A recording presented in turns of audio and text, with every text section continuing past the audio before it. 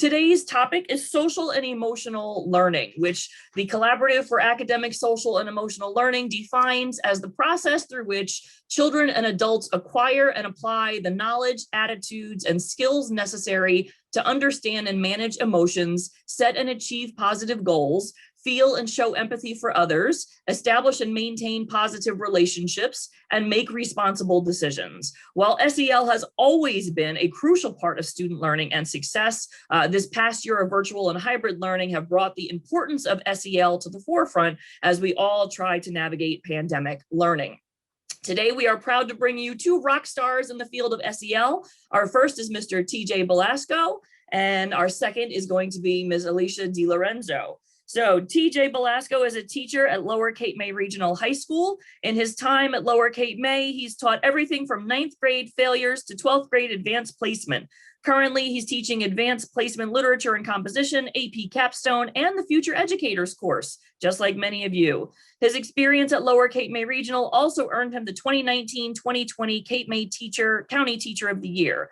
In addition to teaching, he also serves on the Children of Cape May County as the West Cape May School Board President. He has been an active school board member for 20 years. In his time at West Cape May, they've introduced a sensory path and multiple avenues to address children's social and emotional well-being. He's also been involved with the St. Baldrick's Foundation, raising money for research on pediatric cancer. This past year, he was able to raise over $16,300 for a 12-year total of $128,000 and a school-wide total of $281,412. That is amazing. Finally, through his certification through the Mindfulness Mediation Teacher Program, TJ has started the Mindful Classroom, providing guided meditation for teachers and beach meditation classes in Cape May. I'll be seeing you at those beach meditation classes. Alicia De Lorenzo is the founding owner of Living Yes and the Living Yes Foundation. Created from her passion and commitment to education, social justice, mental health, and contemplative practices, Alicia takes a healing-centered approach to systemically address individual and collective trauma and build the emotional literacy of all members of the school, family, and community. Alicia received her baccalaureate in movement sciences and education and has worked in public education as a teacher and student assistance counselor for almost 20 years.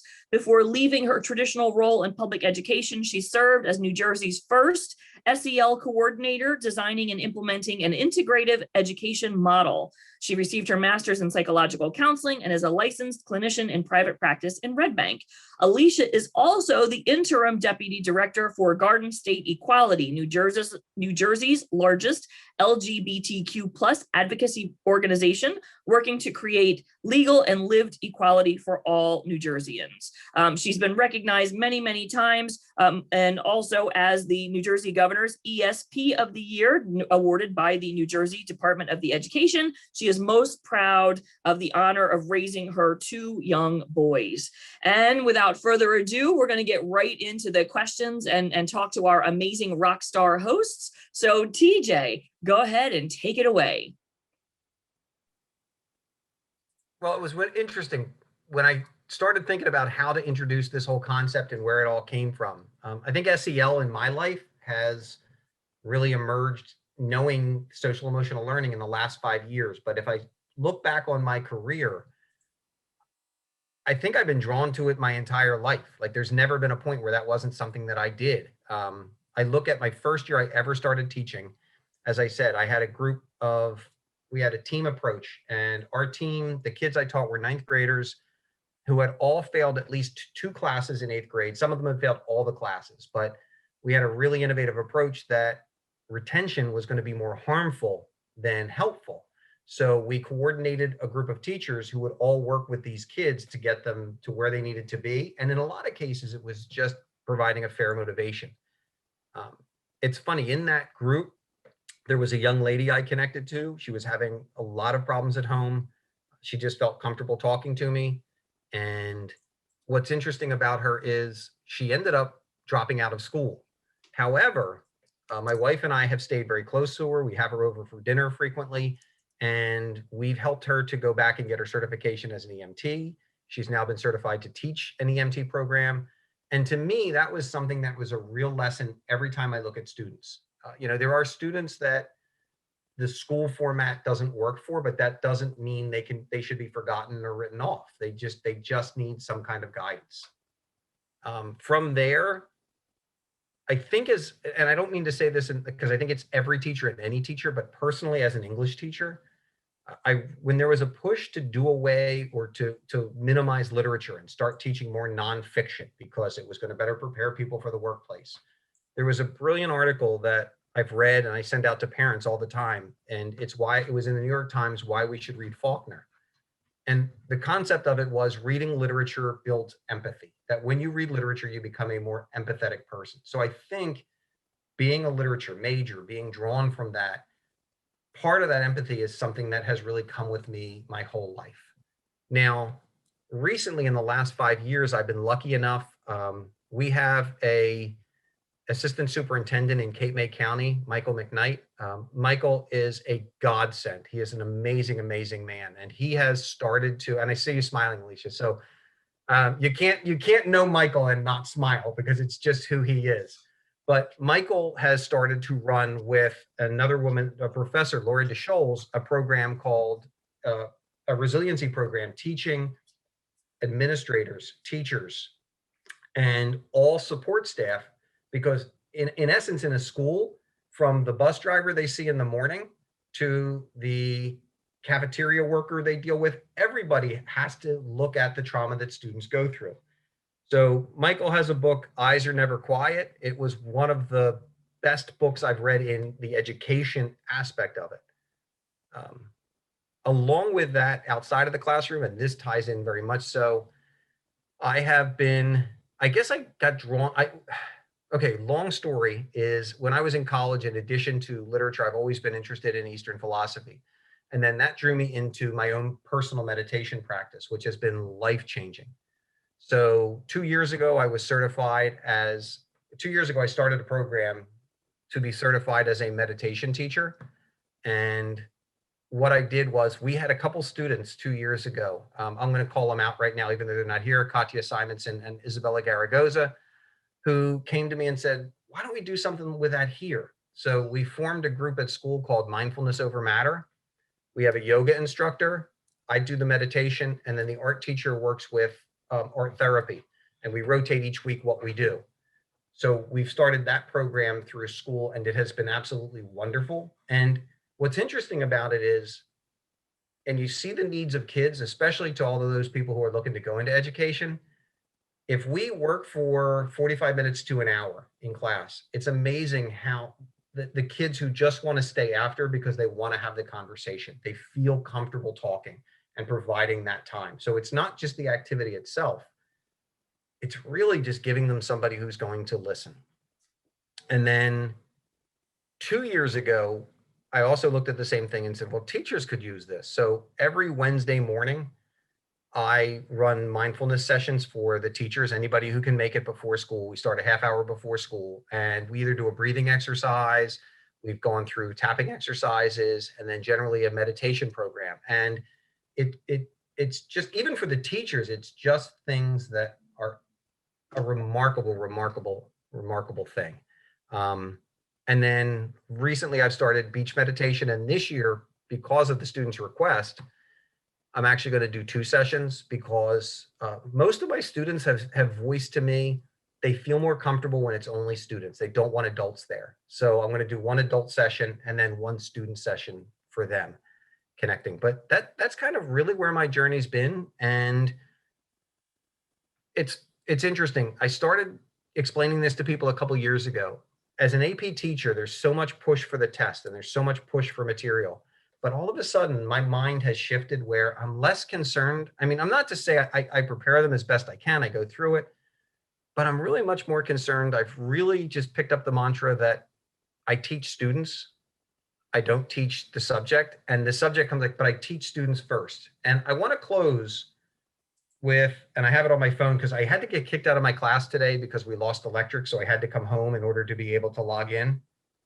But I taped a quote from a book, Teacher and Child, a book for parents and teachers. This is taped to my front desk where I read it every single morning to myself. And it says, I have come to the frightening conclusion that I am the decisive element. It is my personal approach that creates the climate. It is my daily mood that makes the weather. I possess tremendous power to make life miserable or joyous. I can be a tool of torture or an instrument of inspiration. I can humiliate or humor, hurt or heal. In all situations, it is my response that decides whether a crisis is escalated or de-escalated. If we treat people as they are, we make them worse. If we treat people as they ought to be, we help them become what they are capable of becoming. And I find it helpful to read that and remind myself every single morning that that's the power we have as teachers, and we can't abuse it. So that's my story, and I'm sticking to it.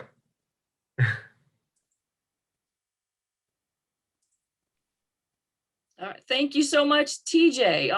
Thank you for your insight, and that beach meditation and yoga sounds absolutely amazing. So I'm sure your students appreciate it. I know as an adult, I certainly would. Alicia, I'm gonna turn it over to you now. Thanks so much, TJ. It was so great to hear the things that you were saying and relate on several levels, you know, about SEL just kind of being a part of you and not really having this starting point to it, but just kind of always an approach that you took. I can relate to that. And also, you know, the things that you said about the things that helped you in your life, how you integrated those into the work you did with young people, like meditation. I have a similar journey, but I'll take us all the way back to when I was a kid. You would have thought, and many people thought, that I would have become some type of actress. I was always performing. I was, you know, as an adolescent, I was putting on shows in my living room for my older sister's friends. And so, you know, in many ways, I think that performing and entertaining are a part of education, and they're a part of kind of this role we play in telling whatever stories that we are telling as storytellers, to engage young people in the content, whether it's literature or history, or even math or science, right? It's about these stories and the way that we share those stories. So I didn't become an actress, but in many ways I feel like I could tap into that as I do the work I do today. But I really think back on education. What put me in that pathway of becoming an educator was phenomenal educators. You know, I look back on my experience in education, and I had really great experiences. I know that I have the privilege of like really just being connected to my teachers. They really were impressionable in my life. And so it made sense to me that I wanted to emulate them and do the work that they did, because I know they impacted me so much. And when we think about SEL is so much about the relationship and building these healthy, competent relationships with adults. And looking back again on my relationship with my teachers, I still maintain and have those relationships today. So my third grade teacher, who was at some point my principal in middle school, is a friend of mine today. My high school teacher, who really ignited this passion for equity and social justice in me, and gave me the agency to create a club as a high school freshman called Erase End Racism and Sexism Everywhere, and exposed me to opportunities like speaking in front of the New York Department of Education as a teenager. Influenced my life incredibly, in fact, directly related to the work that I do today. My 8th grade English teacher, this is Miss Miller, Miss Cardiello, Mrs. Riker. These folks, these women had such a profound impact on me that it really just kind of made sense that I would want to emulate them and become an educator. And so I did. And I think, you know, there's an important piece here about our identities. And so one of the teachers I named, Miss Miller, she was an out lesbian educator.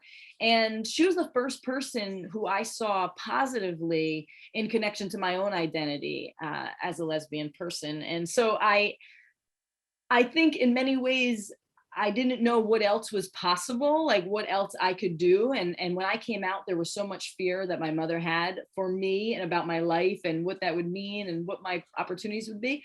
And so I saw Miss Miller as a very successful person who had lots of positive influence on me. And it made sense that I became a phys ed teacher, just like she was, right? And so I think when we think about identity, it's so important that we show especially marginalized folks in these full identities and have these full opportunities and possibilities to their lives. And so I later learned there were many more opportunities for me to explore my gifts and talents outside of being a phys ed teacher. And so I taught middle school for a while in the beginning of my career. I had also, from the time I had been in high school, worked in social justice and advocacy through nonprofits. And so that work continued alongside of my work as an educator. And then after my mom had died, I had gone on my own healing journey. And that was right in my first 2 years of teaching. I lost my mother to cancer. And I went on this healing journey, and my grief journey included being introduced by other teachers, not necessarily in the school system, around meditation and mindfulness and yoga. And so those became an important component and tools for me to regulate my emotions and manage my grief and heal. And so when I switched from being a middle school teacher to a high school teacher, I went from working in Bergen County, New Jersey, to Asbury Park. So very different socioeconomic status in the community and different issues, but I saw both communities struggling. I saw, our most privileged youth really struggling with their mental health and managing these big emotions and seeking kind of meaning and of their life and all of the things that they had access to. And then I saw my students in Asbury Park coming to the table with a ton of unaddressed trauma and challenges, responsibilities beyond what any child should experience. And I continued to think, why is it that we are not introducing young people to the tools that I have learned as an adult to manage stress and to cope with grief and the traumas? And so I started knocking on this door of integrating what we now call SEL and mindfulness and meditation and movement into schools. 2006, right?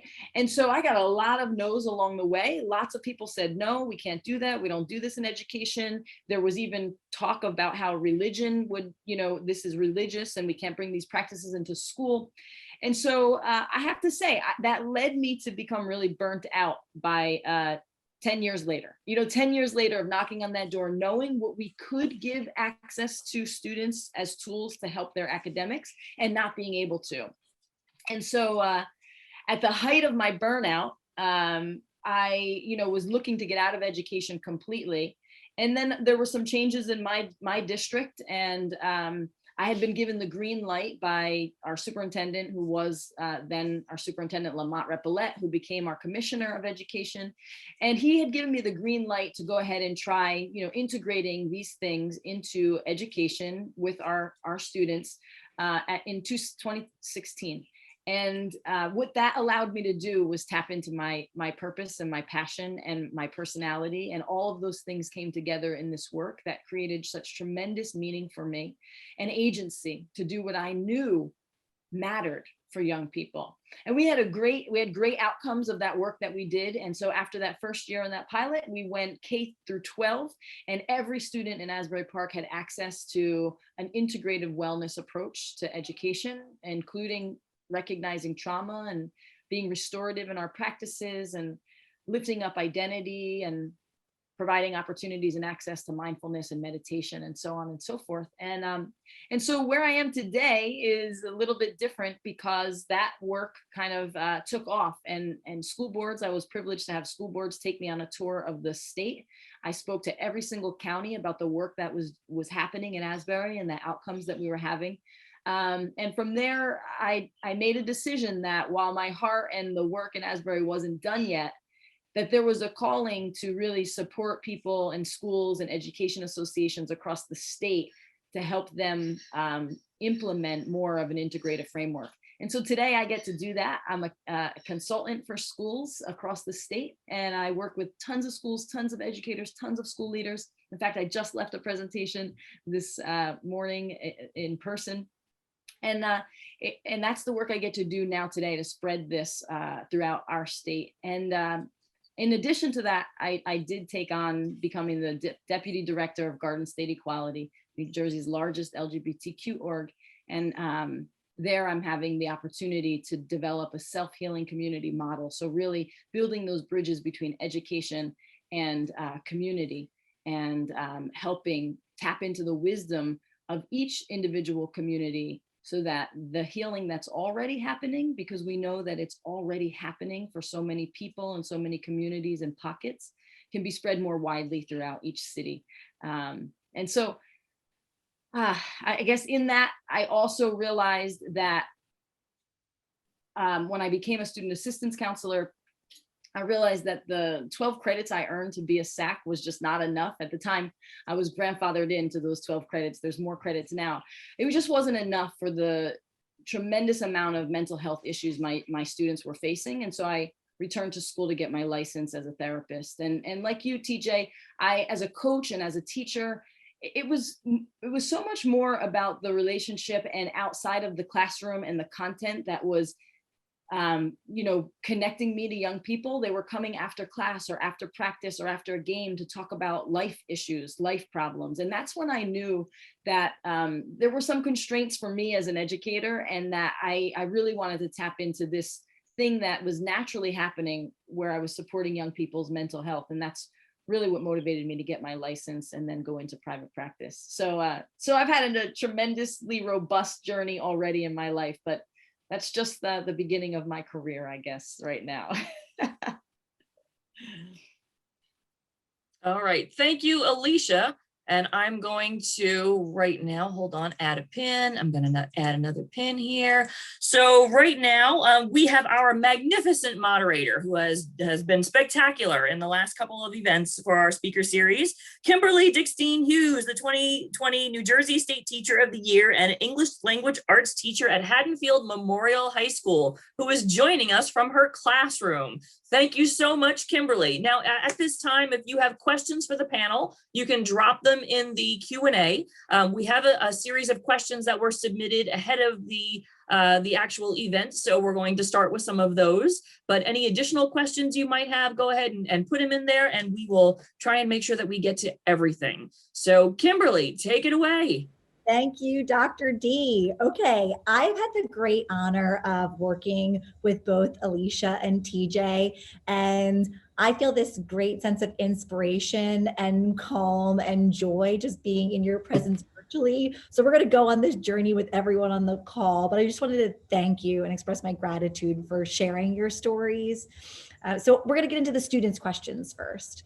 So I want to start with just identity, and that theme has come up quite a bit in both of your talks, and how both of you identify. And I'm wondering, for both, do you view yourself more as a mental health advocate or an educator, or is there a balance there? Like, how do you see yourself? Like, what's your lens going out into the world? And I want to start with Alicia and then TJ. Okay, awesome. So I think no matter what I do, I will identify as being an educator at heart, right? I feel like all the work that I do is deeply connected to, providing opportunities for people to challenge their thinking, see through a new lens, and embodying, the values that are so important for us to be successful in life. And so in many ways, I think that is an educator, right? Like challenging ideas and bringing new perspectives and lenses, and then showing up like that, like really showing up like that. And so I will always identify as an educator. It doesn't matter what I do in life. I will never let that label go. And then as far as, my focus on mental health, everything that I have done, I've really had the privilege of having an integrative approach. So as a licensed clinician, I didn't learn to use the DSM to put labels on people and diagnose them. I didn't learn the mental health work that I do through this lens of illness. And so the lens that I learned and the teachings and teachers that trained me had an integrative lens of integrating practices, Western and Eastern practices. And so in many ways, I feel like everything that I do integrates identity, social justice, education, mental health, SEL. They're all integrated and woven like this beautiful fabric that we all are made of. And so I feel like it's pretty balanced and integrative, my social justice, my mental health, and my educator titles. I'm going to pick up on that integrative word because it was the first thing I thought about. To anybody who's out there going into education, if you think you can separate the two, you're going to do a disservice. We are both by nature. You know, there's content we teach. However, we can't teach that content to somebody who is hurting, who is afraid, who has undergone trauma.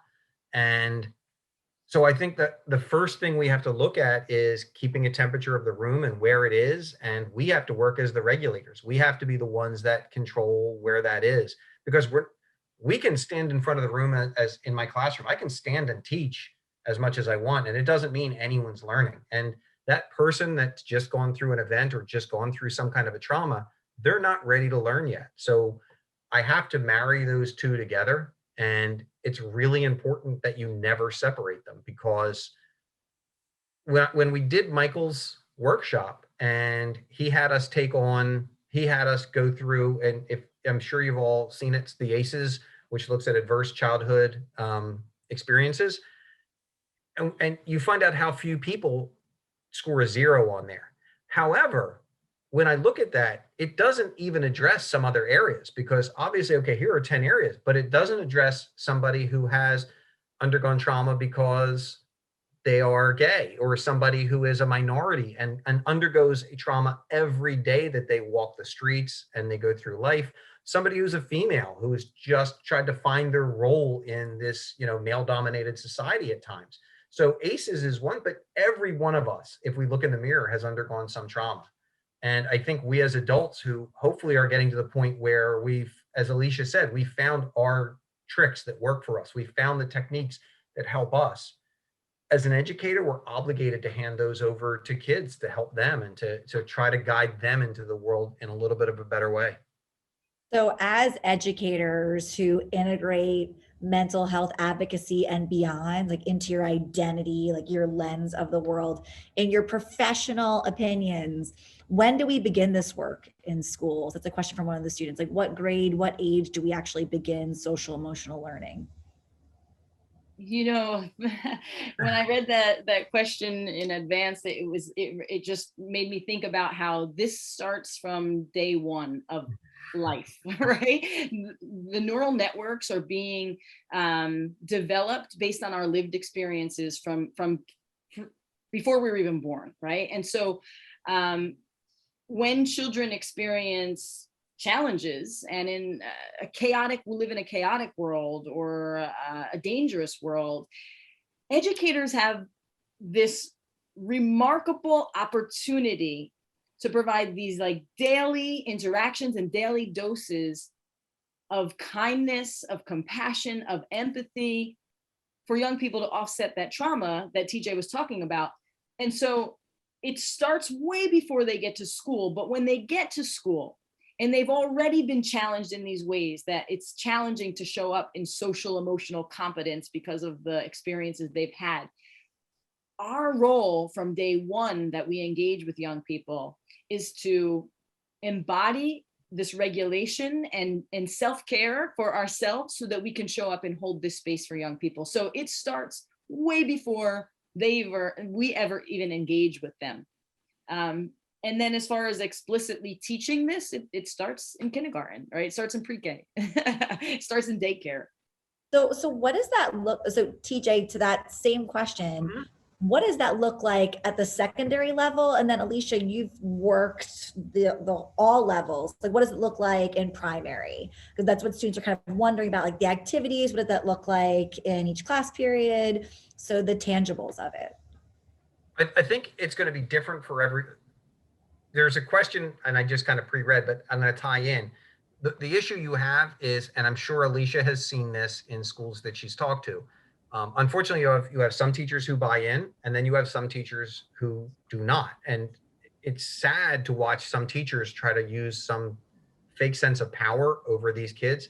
Like, here's a perfect example. When I first started teaching, there was this huge thing on, you can't have a kid just go out and take a walk in the hall like they have the pass book. Well, we know for a fact that sometimes one of the best ways, if I'm in the high school, if I'm uptight and I'm upset, one of the best ways to deregulate is to walk away for a minute. And like, I will encourage kids, and I've talked to other teachers about it, take a lap. We have a big loop in our building. Take a walk, because you have to understand in the high school when a child is ready to talk and when they're not. And you can't go and try to talk to them when they're not ready to talk to you. Like sometimes they're so shaking and just frustrated that they need to kind of unwind themselves before I can even undertake, we're going to do a breathing exercise. We're going to sit. They have to get some stuff out of their system first. So to answer your question in my classroom, I try to start every period. We're hybrid.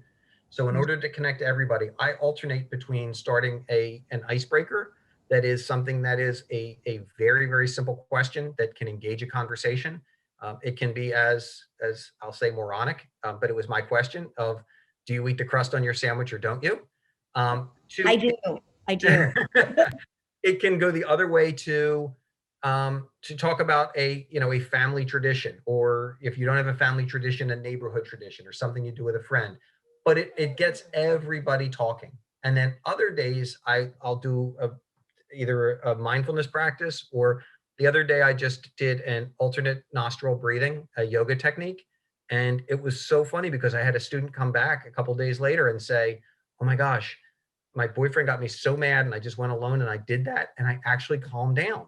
So, I think that it kind of tails in.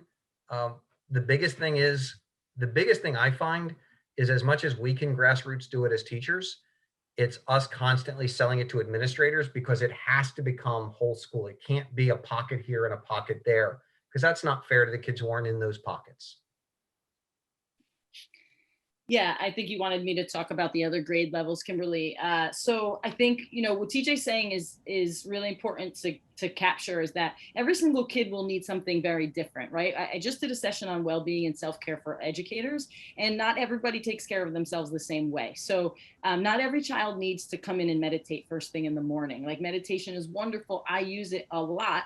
But some kids need to connect with another person, and they take care of themselves by addressing their social needs. So other kids need to get quiet, right? And they need to meditate or do mindfulness or breath work. Other children, and this is not just unique to children, it's adults too. Other young people need to move through their bodies, like that walk that TJ was talking about. Every single child will need something different. So it's important to provide opportunities for them to explore all of these ways to regulate, so that they can start to take some ownership over, oh, you know what, I need to walk right now.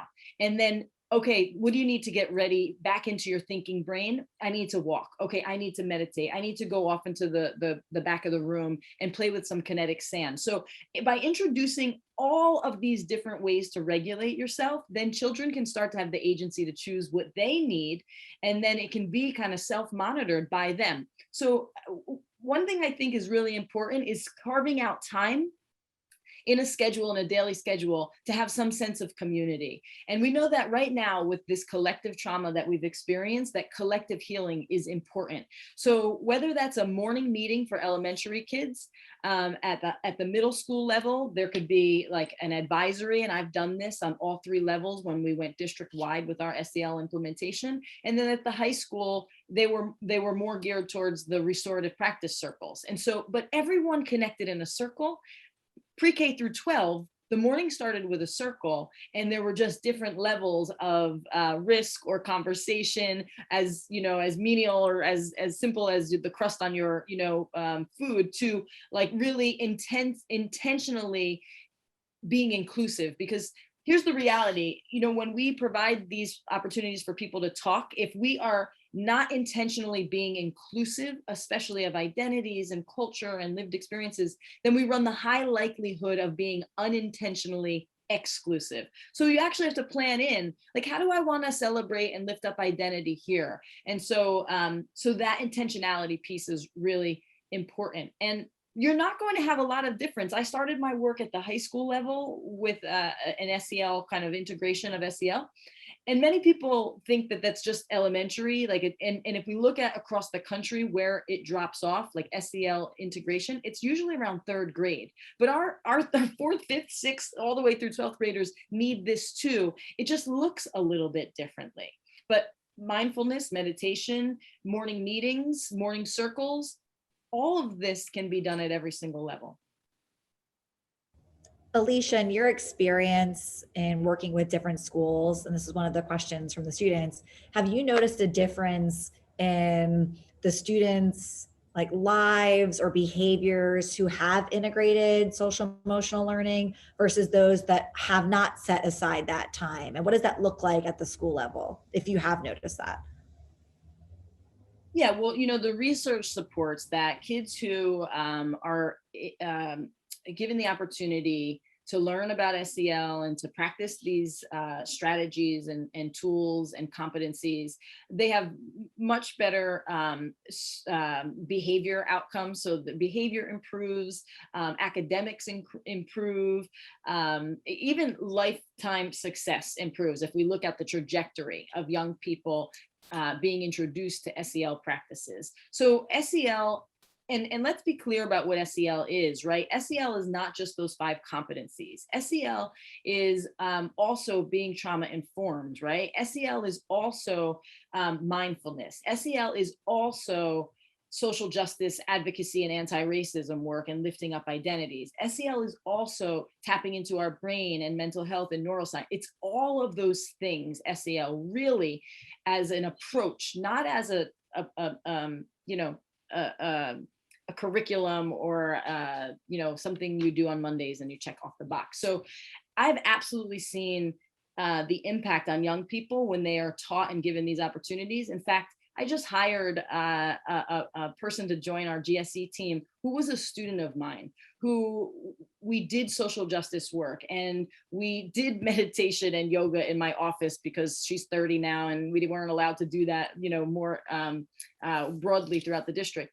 And she is at such a different place than some of her peers because she's been able to utilize these things in her life now. So she is a social worker now, and she has been practicing facilitation since she was a teenager and peer mentorship she did in high school. So she just has so many more tools in her toolbox to show up as a professional. Now, to that end, Alicia, just that story about that student, TJ, you're currently in the classroom and you're doing this work with your students. One of the questions was, do you format this into your lessons? And you made that pretty clear, like it could be instinct, it could be something that starts the lesson. So it seems really flexible, social emotional learning. But could you share with us, and because I know this to be a truth of yours, how this work has impacted your students, whether it's the field hockey team or teachers, how that's been turned around for you? I think I'll go through, I've noticed looking at teachers, that's the first thing, the work that I've been able to do with them and those that have taken part. It's funny, at times, some of them really kind of almost laugh it off, like, well, I'll go through the motions. And then later it boomerangs on them where they really find out, like, it's that Chinese proverb, when the student's ready, the teacher will appear. Like sometimes you just have to give them the information and they're ready for it. It happens. The field hockey team and now the lacrosse team I've had a unique opportunity with. I have been working with their coaches and done guided meditations with their teams in order to, because the whole thing is before a game, everyone thinks you have to get hyped up and get crazy. And in a lot of ways, it's better to get focused so that when something happens on the field, you can regroup and grab to it. And it's funny, this will be a really out there reference. So if you don't get this, I'll explain it. I just sent them a link. There was of all things, UFC fighter, Rose Namajunas, who I love. She's a strawweight fighter. She's wonderful. Well, in her last match, when she was standing when they were announcing the names, she was saying to herself, I'm the best. I'm the best. I'm the best. And then when they interviewed her after, they asked her that question. They saw how focused she was. And they said, you're saying I'm the best. She says, well, I am the best. And yet she's the most humble person you'll ever meet. And that was a part of it too, convincing people you can believe in yourself and not be an egomaniac, and you can still have humility and how you balance that. And I think the biggest thing we found with teachers it's not just the mindfulness. The connection's important. We've started in our school. We've taken some of the kids who are at the highest risk and you can't assign a teacher. It kind of has to happen organically. But those teachers, every kid has some teacher that has a little bit more of a connection. So a couple of years ago, we had a young lady who was just going off the rails. And I knew her because her family's worked where I work in the summer. So what I did is I sought her out. At first, it was questions about summer work, and then I broadened it out. And almost every day, 3 to 4 days a week, I would have just a 2-minute conversation with her and just have the connection. But all of a sudden, she knew there was a support in that school. And we've had more teachers who pick that up, where, you know, you bring a student in and just find out it's a conversation. The biggest thing, and it's hard, as you can tell, because my mouth doesn't stop. The biggest thing I've learned is, and I've had to really retrain myself, is it's more important to listen. You don't always have to have an answer. And I've had kids say that, like, sometimes they don't want an answer. They just want to talk. They just want to get something off their chest. So that's been a big, as teachers, we always want to hand out an answer. And sometimes you have to learn that you just need to listen to them. Well, TJ and Alicia, just listening to that, that might actually answer the next question I am going to ask that's in the chat and also before, but like, how do you then help students heal and process current events within our society, like things that we haven't anticipated, like a pandemic, like a court case, like any turning on the television, seeing a traumatic event? You know, how do you help students heal and process in the moment? What is the best thing that teachers can do and students can do for each other? I'm unmuted, so I'll stay, and then I'll hand it to Alicia. But I think that to me, that's listening, giving them a voice and legitimizing what they have to say. Like, really, and somebody asked about throwing out a lesson in the chat, and I'll be 100%. Yes, there are days I don't teach a lesson at all because something's the day after, and I know, Kim, you did the same thing. The day after the Capitol building, there was no lesson that was going to deal with that. These kids were petrified. So we needed to talk, and we just needed to hear each other out. The best lesson I learned, oddly, came from an AP workshop I did. And it was a teacher that I didn't realize how connected to students he was. And he at one point said, like, he said, I implore you as a high school teacher, you're going to have a kid come in who's just broken up with somebody. Don't use that old line, oh, it's not a big deal, you'll get over it. At this point in their life, and you have to understand this as a teacher, this is the most traumatic thing they've been through. Allow them to hurt and to grieve and listen to what they say. And it's not going to stop racism, but at least when a kid knows that you're going to listen to their complaints and what they have to say, they know they have a safe haven. Yeah.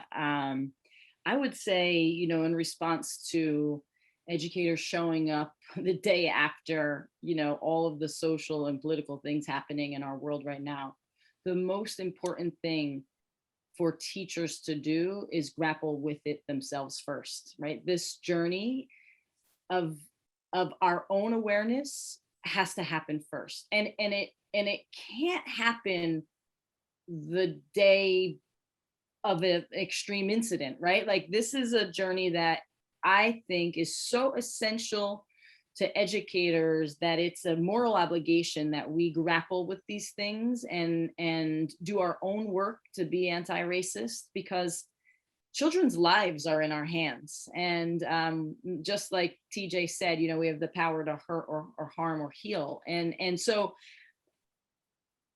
when I think about the positions that many educators have been in, but especially this year, it really requires a level of self-care, of your own self-care, of you managing your emotions around it so that you can show up as an empty container for young people to hold the spaces that they and the big emotions that they're having.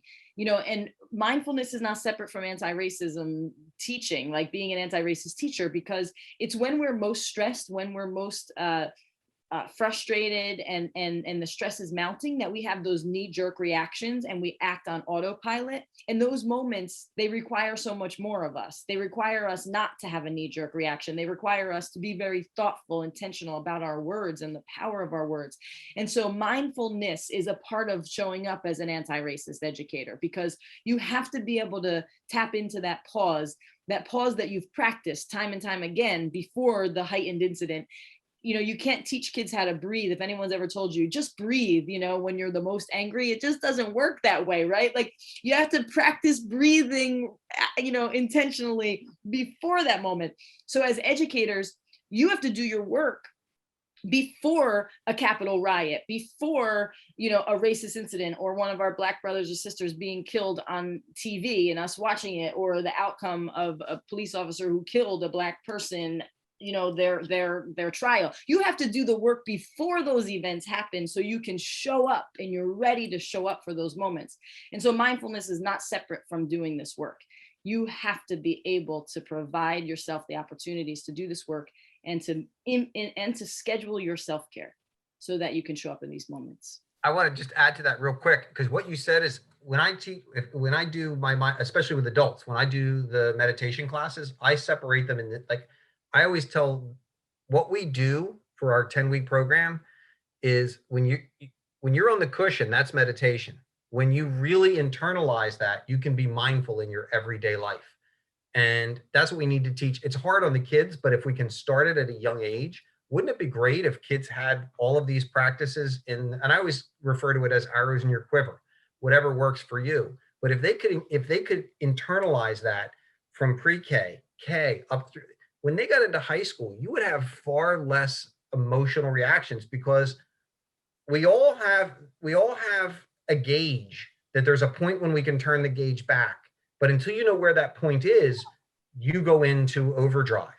So it's teaching kids, where's my turn? Where's the point in a conversation when I have to say, I need to walk away now. We'll talk later. And what I want every teacher to be able to understand is, if a kid ever says that to you, that's the greatest thing, them knowing. But I have teachers who will like, no, we're talking at this moment.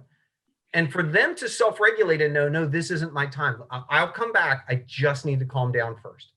To me, that's what Alicia just said. Like that, we can't wait until the event. It has to be a constant process. Yeah, TJ. Oh, sorry. I don't know. You know, TJ, when we were doing the work at the high school with a small cohort of kids in 2016, we were helping them find ways to regulate and understand what was going on in their brain. And then we were sending them back into classrooms with teachers that were dysregulated. And so, you know, this is not about kids, everybody. This is about us. Not about students. This is about the adults who show up serving young people. Mm-hmm. And so we realized very quickly, in fact, within just a few days and a week, that we needed to work on the educators at the same time, if not before we even got to the kids. I think it's about all of us, right? Like that whole community, like as a whole. And like when I think about Dr. McNamara's question in the Q&A about the students who have been full virtual experiencing trauma, like at what point does content go out the window? I think that moment, right? Like I think that at some point you have to let that go and focus on your students. I think TJ spoke to that many times. Alicia talking about the work with schools. And as I'm listening to everything that you're saying, I'm going to take you both way back. Imagine yourself, you know, entering the school system again, and like the schools you're talking about and the classrooms you're talking about are the classrooms like you entered into. Like, how would that have changed some of your journey, maybe lightened your load? Like, and I know this is like a super heavy question, but I mean, we're there. And so really think about like all the things that we're envisioning for our schools, that they have this space, those community meetings, that they can take the lap, and that was available to you in every class with every teacher from the moment you stepped into schools. How would that have changed your course or made your life different? Well, I'm a product of a Catholic high school. So I think if I had that, I wouldn't have screwed up so many things before I got here. I've had a really large learning curve. And, but having said that, I don't know if I'd be who I was without that learning curve. So I think that's been a part of it. You know, I think it would have stopped a lot of issues I've had in my life and problems I've had in my life. And I don't think it would have taken me as long to become the empathetic and compassionate person that I am. I think I would have picked that up a little more quickly. So I think I have a little bit of a twist on this. I think I'm going to answer it because I feel very privileged that I had very good experiences as a child with many of my teachers. I would have liked my other classes that much more if my teachers who I loved my teachers who I didn't like so much showed up more like the teachers that I loved. So here's what I have to say about it. it didn't matter what the content was in any class. The classes that I loved the most were the teachers who I had the deepest relationship with, that I felt the most cared for, that I mattered, that there was joy connected to whatever it was that they were teaching. Those were the classes I loved the most. Now, were they teaching me meditation? No.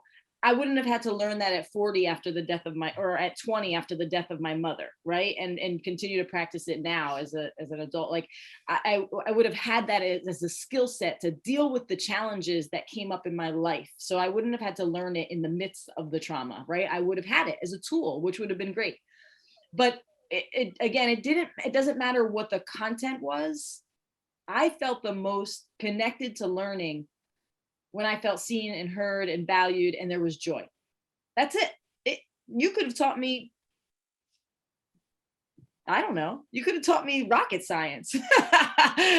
As long as I knew that you cared about me, I would have loved whatever you were teaching me. And I'm going to just take that and ask everybody in the audience a simple question, especially the adults in the audience. If you think back to high school and you really try to think about what I learned, I don't really recall that much. I do recall those teachers that I could count on. I do recall those rooms I felt comfortable. That's what stays with me. And the teachers I remember most are the ones that were supportive. And I think when we look at what our role is as a teacher, that's a big lesson for it.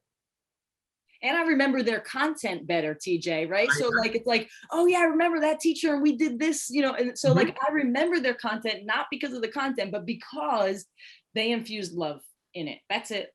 I agree. That's it. Drop the mic. Like it's the only way I can top that is quoting Maya Angelou, which I am going to do. So something that I think I've always leaned into is the quote from Maya Angelou. I've learned that people will forget what you said, people will forget what you did, but people will never forget how you made them feel. And I think as an educator for me, and I'm going to share this bit of myself as the moderator, but you know, I had a serious trauma and I lost a really close friend in high school who had passed away in the beginning of my junior year. And I probably suffered from some severe depression and I had nowhere to go and had no understanding of how to regulate that. And if I had teachers like you, I think I would have not suffered and been in such pain for so long. And even now I grapple with that, right? And I just remember pre-calc with Mrs. Barbario was such a blessing. Now I'm an English teacher. But I would go to her every day after school and I would go for extra help, but I just needed Mrs. Barbario because she taught humans. And that's what you, TJ and Alicia, do. And you bring all of your joy and goodness to classrooms and schools across the state. So I just want to thank you for making us feel so much today. And I'm going to turn the program back to Dr. D for our final set of questions. Yeah. But we're so honored to have you both here with us. Thank you so much. Love is the answer, right? Love is the key. And I think, you know, teaching with love, teaching with empathy is one of the greatest things you can bring to the profession, period. You have to love what you do and you have to love the people you're working with. And sometimes they are really gonna get on your last dang nerve, but you gotta love them anyway, because those are the ones that are gonna love you back the most for being a pest. All right, before I get, go ahead. I just want to add what you just said. They're the kids that need it the most. Oh yeah. So here's the fun part. I'm gonna go Alicia, TJ, it's rapid fire. There's no wrong answers. It's just whatever comes to your brain first, just keep it PG-13 because we are a school age program here. Okay, so first question, what is your favorite word? Alicia. My favorite word, I would say, it's a tough one between wonder and nourish. Wonder and nourish are two of my favorite words. Awesome. TJ. My favorite word would be kindness. Other than that, for no reason, pickle. All right. What is your least favorite word, Alicia? There's many, so I would say anything that dehumanizes somebody else. TJ? I would say can't. Can't. There you go. All right. If you could have any superhero power, what would it be, Alicia? It would be to be able to provide healing. That would be my superpower. Okay. TJ. The nerd in me will come out. So I know I would probably like to be Professor X from the X-Men, and I would like to be able to get into people's heads so I can figure out what's wrong with them. Cool. All right. Next question. What was your favorite subject when you were at school? Alicia. I really loved art, but just like I had mentioned, any class where I felt really loved by my teachers. Okay. TJ. And as an English teacher, my favorite class when I was in school was physics. It happens that way sometimes, right? Okay. So what subject or grade level do you wish you had taught, Alicia? I've had the chance of being in with all students, but I think I never was teaching at like preschool or like lower elementary. I just worked with them as a social emotional learning coordinator. So I just thought there was so much joy in those classrooms. I would have loved to actually be a teacher in a classroom at elementary. Okay. TJ. I love what I'm doing now, so that would be the easy answer. I truly do. But if we could incorporate, I would love to teach a philosophy class. If we could have a philosophy class in high school, That would be awesome. Yep. And in Hawaii, they have philosophy sort of embedded in their education program out there. I know somebody who does that. It's pretty that'd be cool. nice. Yep. All right. What subject or grade level would you not want to teach, Alicia? I would say one of the things I always said as a middle school teacher was that seventh graders should go to the moon for a year and then come back. All right, TJ. Through when I go out with my students for future educators placement, I love the 45 minutes to an hour that I'm in with the kindergartners and first graders. I could not do that all day. It's exhausting, isn't it? Just Blessings watching them, everybody it's who does that. exhausting. All righty. What sound or noise do you love, Alicia? I love the sound of laughter or joy. Okay, TJ. I love the sound of peepers, which are very small frogs that are in my neighborhood because they always remind me that spring is here when I walk the dogs and hear them. And they're such a happy sound. All right. What sound or noise do you hate, Alicia? Those cars that have those like loud mufflers, like when they drive by, you just like your whole body startles. I can't stand the noise of those cars. Okay. TJ. I'm gonna be a copycat. I'm gonna agree with the cars. I hate when I'm like, especially doing a beach meditation or just walking on the beach and I hear these loud cars go by and it just disrupts that whole flow. All right. Okay, next question. If someone were to play you in a movie version of your life, who would you want it to be? Alicia. Oh, hands down, Ruby Rose. She is such a bad Ruby Rose. Ruby Rose. All right. TJ? It would never work, but I just think after reading about his life, Benedict Cumberbatch is so amazing that I would go for that. More likely it would be Richard Dreyfuss, but I would hope for Benedict Cumberbatch. Okay. All right. What profession other than your own would you like to attempt, Alicia? I feel like my answers are so lame. I feel like I have the most, blessed life to be able to do what I love. And so I don't think I could see myself doing anything else. Okay. TJ? I don't want to totally copy, but I feel that way. However, as I'm looking at this point in my career and where I am, I kind of am a little envious of Alicia. I like the idea of like working on a bigger scale with making this happen. All right. And last question. If heaven exists, what would you like to hear God say when you arrive at the pearly gates? Alicia. You change the world. TJ? I've been in you the whole time. I wish you realized it. There you go. All right. Thank you, folks. Love is the answer. Love is the key. So yeah, this was a great session. Thank you so much for joining us today. Kimber had one last question. If you have a minute, I'll answer that question. Yeah. So if you can hang out, that's great. If you need to go, you can go. This will all be on the recording that you'll be able to see later. So thank you all for joining us today. But if you'd like to hang out for a couple more questions, we're here. Thanks. That was awesome. Those were the best answers ever. They were so great. There's one question from a student that I know is lingering and the teacher advocated for them. So I wanted to honor that. But students, after listening to this call and feeling so inspired, why do you think some teachers would resist SEL work in schools and classrooms? I'll take it first because I think I have some firsthand, and then I can hand it over because there might be different. I think number one is part of it has to admit that some of the things you were doing were wrong. And that's hard on anybody. It's really hard on teachers who stand in the front of the room and always have the answer. And sometimes you have to admit you don't. Two, I think there are, and one of my best friends I know feels this way, who was a math teacher, like the most important thing in the world is my curriculum. And I have to get to this point by this moment. And I think that puts blinders on. So they're resistant to any of these things. And lastly, sadly, I know we have the teachers who are in a very old school mindset of suck it up and lift yourself up. And if I could do it, you can do it, and move ahead. So that's kind of what I see. And it's sad because it's hard to get through to those people. Mm-hmm. And I think that you have to accept, and maybe Alicia will prove me wrong, and I hope so. But in my view, I think you have to accept that there's maybe a very small 2 to 3 to 4% you're never going to get to. And you just have to hope they retire soon. I don't disagree. I would love to think that I could, see the change in every single person, but there's some things you have to accept that might not happen. But I would.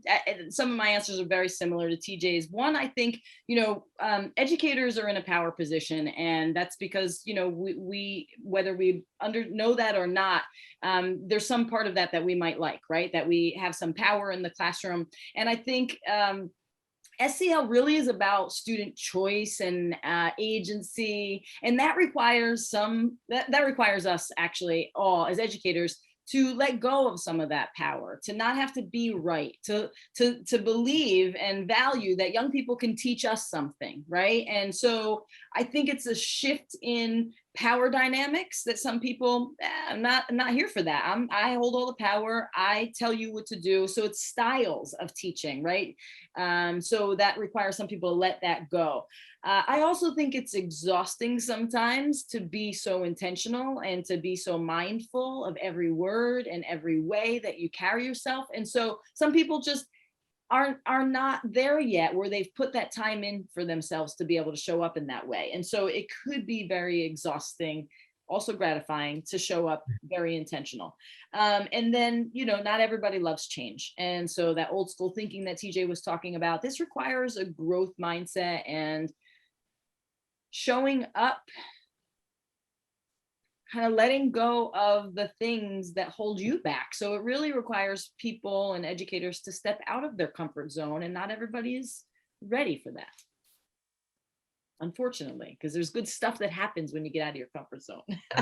That's when the learning happens.